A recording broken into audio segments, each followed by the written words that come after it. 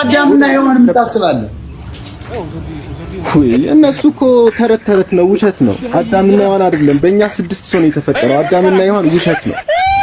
6 ሰው ማለት 6 ሰዎች ናቸው የተፈጠሩት። አጆና ጎ፣ ሶሊና ሶሎ፣ ጎቢና ጎቦ፣ ከጥቁር 2፣ ከነጭ ከእስራኤል ነገድ 2 እና ከቻይና 2 6 ሆነው የተፈጠሩት።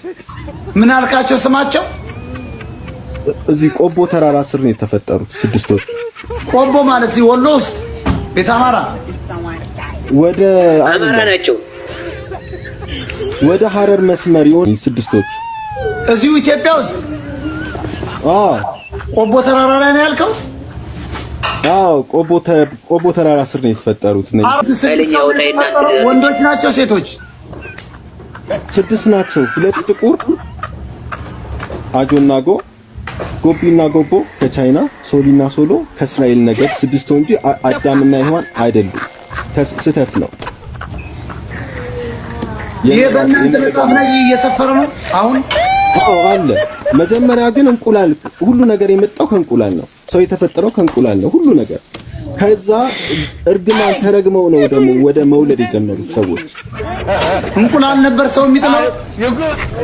ሁሉ ነገር የዛ ጊዜ የሰው ልጅ ቁመት በጣም ረጃጅም ነበር። እስከ 20 ሜትር ቁመቱ።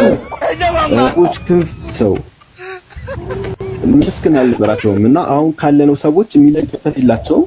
አምላክ በጸጋ እንዲኖሩ ነበር ያደረጋቸው። ዮማሪዮ ይላል ራሱ እንዳይሆን ዮማሪዮ ያራዳል። ዮማሪዮ ማለት የተረገመ ማለት በመንፈስ አይደለም፣ የተመታ ነው ስራው።